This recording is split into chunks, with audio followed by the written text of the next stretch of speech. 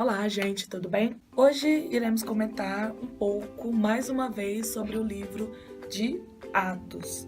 Para você que tem acompanhado a leitura, sabe que o livro de Atos vai contar os primeiros passos da igreja primitiva, vai ser um histórico dos primeiros cristãos, como que a igreja foi criada, quais eram os primeiros problemas, quais foram as primeiras viagens missionárias. E hoje, especificamente, iremos estudar o capítulo 15 a 17 de Atos. Então, vamos lá. Para você que acompanhou o capítulo 14, sabe que Paulo e Barnabé tinham ido numa viagem e eles estão retornando nessa viagem.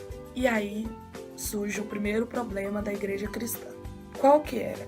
Era como lidar com esses novos cristãos. Como lidar com esses cristãos que não eram judeus, que não conheciam, que antes não foram judeus, que não vieram de uma tradição judaica, que não conheciam as promessas do Velho Testamento, que não conheciam a cultura judaica e como os familiarizar com tudo aquilo. Então, no início de Atos 15, a gente vai ver a reunião da igreja de Jerusalém e o primeiro concílio. O que é o concílio?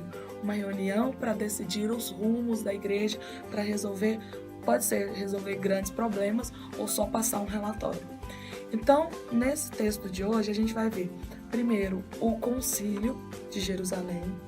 Segundo, depois da decisão, Paulo e Barnabé, que tinham chegado de uma viagem missionária, vão ter um leve desentendimento, um grande desentendimento.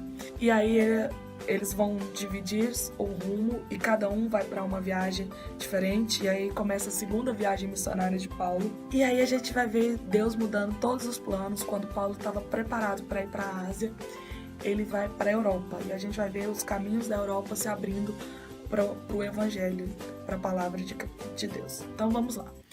Então, no capítulo 15, nos primeiros capítulos, o concílio, você vai ter um grupo de cristãos que antes eram ligados aos judeus fariseus, que vão falar: e esses gentios, vão ou não vão se circuncidar? E aí começa-se a debater as ideias. E você vai ver Pedro levantando, Pedro, o apóstolo, que vai falar assim: olha, gente, eu acho que a gente não deve se colocar empecilhos para esses novos cristãos. Porque se a gente ficar colocando empecilho, são empecilhos humanos. Por que um cristão que não é judeu vai precisar primeiro se transformar em judeu através da circuncisão e depois vai se tornar cristão através do batismo? Eu acho que a gente não precisa fazer isso. Depois de muita discussão, por volta lá do versículo 19, a gente vê a decisão do concílio, que é a questão de que eles deveriam ser aceitos no meio deles, cristãos agora, não era obrigatória a circuncisão e eles deviam agir com outras coisas mais importantes. Então, por que eu foco nessa parte? Porque essa parte é importante pra gente. Eu acho legal você perceber que a igreja estava sendo dirigida pelo Espírito Santo, os primeiros cristãos, e como eles estavam sendo dirigidos pelo Espírito Santo, eles se organizam no concílio, debatem as ideias e chegam a uma solução final dirigida pelo Espírito. É muito legal a gente ver isso, que não gerou briga, não gerou desentendimento. Pode ter tido um debate de ideias, mas no final eles aceitam, acatam as ideias e eles vão mandar cartas para esses novos cristãos que antes eram gentios. Então a gente segue lá por volta do verso 36 do capítulo 15, a gente vai ver esse desentendimento entre Paulo e Barnabé. Por quê? Marcos, muito chegado do Barnabé, eles eram bem próximos. Tem lugar que fala que eles tinham um certo parentesco.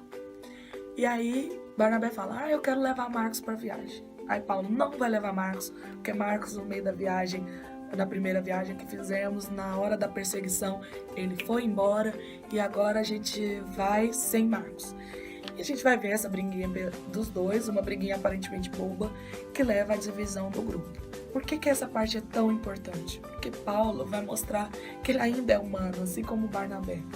Não é porque Paulo estava sendo guiado pelo Espírito Santo em alguns momentos ele vai ser guiado pela humanidade. Por mais que ele tenha proximidade com Cristo, com a palavra de Deus, ele tem alguns momentos que ele deixa a carne falar mais alto.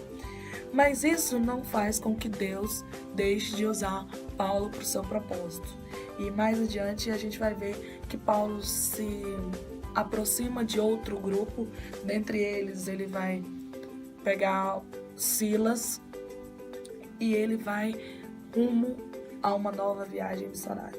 E eles estavam com tudo pronto e eles vão rumo à Ásia. Só que chegando lá, preparando para ir para a Ásia, o Espírito de Deus vai e impede com que eles vão para essa viagem. E é engraçado que você fica assim, nossa, como que o Espírito impede com que eles vá para uma viagem que é para pregar o Evangelho? E a gente não sabe o propósito de Deus. Aqui, Deus tinha um propósito e a gente vai ver o final desse propósito. Mas nem sempre ele é revelado para nós.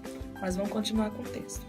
E aí Paulo, no meio de um sono dele, ele acaba tendo uma visão de um homem que fala assim, passe a Macedônia e nos ajude. E nessa passe a Macedônia e nos ajude, Paulo entende que tem que ir rumo à Europa. A gente vai ver o primeiro contato desses novos cristãos com os europeus. Chega lá, ele vai ter algumas conversões. Em Filipos, a gente vai ver o caso de Lídia. Mas é interessante, lá por volta do verso 16, do capítulo 16 também, Paulo chegando e sendo recebido quando ele estava indo para um lugar de oração. Uma mulher, uma escrava, que ela era tomada por espíritos malignos, ela tinha o poder de ver o futuro, vai e anuncia, esses homens são filhos do Deus vivo, eles vêm falar sobre a mensagem do Deus Altíssimo. E é engraçado que a gente vai ver uma mulher tomada pelo espírito maligno falar da mensagem de Deus. Aí você fica assim, nossa, o que será que ela estava querendo causar com isso? Por que é ruim? E aí quando Paulo e Silas expulsam o espírito maligno, os homens vinculados a essa mulher que ganhava dinheiro com as adivinhações dela, vão chegar e condenar Paulo e seus companheiros de gerar desordem na região. E aí eles são açoitados e são levados à prisão. E aí é nessa hora que a nossa cabeça para e se pergunta, como que Deus permite que Paulo e seus discípulos vá e passe por essa provação? Mas Deus tinha algo muito mais maravilhoso preparado. Quando eles chegam na cadeia, vem uma tempestade. Primeiramente, Paulo chega com seus companheiros e começa a cantar louvores e hinos. E tipo assim, né? Imagina, quem vai pra prisão feliz e vai cantando hino? Paulo e seus discípulos, né? E aí no meio, da noite, começa uma tempestade. Todas as portas da prisão são abertas. O carcereiro, sabendo que se fosse pego, seria morto ou pior, torturado. Vamos pensar que eles estavam na época do Império Romano e nada era deixado passar. O carcereiro vem e quando estava próximo a se matar, Paulo grita e fala, não se mate porque nós estamos aqui. E nesse momento, por que Paulo não fugiu? Eu ficava me perguntando isso, por que Paulo não fugiu? Porque ele tinha um intuito maior. Porque nesse momento, o carcereiro perde a luz que não permite com que eles pensem neles e fujam, e pensem no carcereiro que seria torturado, morto, e assim por diante. E nesse momento, o carcereiro, depois desse milagre, acaba se salvando junto com ele e toda a sua família. E o que eu queria deixar para hoje? Primeiramente, nossos planos, por mais que seja para o bem da obra, às vezes não é o plano de Deus. Paulo ia para a Ásia para pregar, mas Deus queria que ele fosse para a Europa. Então, Paulo, obedientemente, junto com os outros, vai rumo à Europa.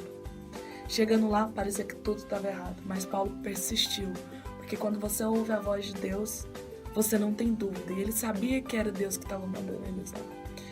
E Paulo vê o milagre e salva a vida do carcereiro e da sua família.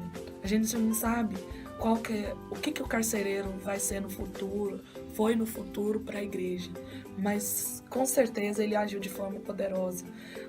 não é possível que alguém tenha tido um encontro tão especial com Cristo, tenha visto esse milagre tão grande e tenha passado despercebido.